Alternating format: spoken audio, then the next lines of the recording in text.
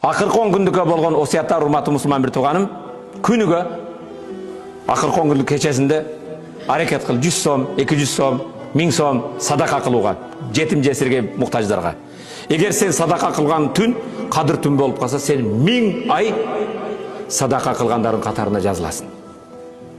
Ар акыркы күн 10 күндүктө келип, атаңдын колуна өп, апаңдын колуна өп, алтыным апам, атакем, мага алкыш батаңды бер, менден разы бол деп, ошолордун алкыш батасын алып разы кылгын.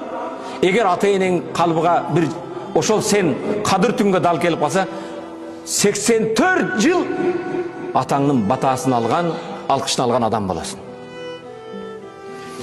Ар акыркы 10 күндүктүн кечелеринде түнү туруп 2 рекет, 4 рекет оз жабардан мурда тахажжуд окугун, ошол түнү кадыр түн болуп калса, 1000 айдан көбүрөөк тахажжуд окуган адам болосуң. Кадыр түндү тосуу, урматтуу мусулман бир тууганым, кантип башталат? Кадыр түндү баамдатты жамаат менен окуйсуң.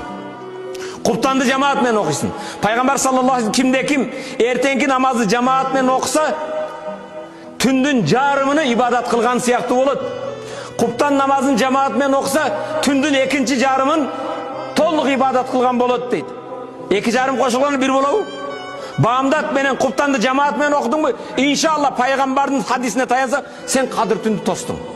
Анан мешке келип 1 саат отуруп алып, футболдон калып кеттим деп чуркка барсаң, гыйбаттан калып кеттим десең,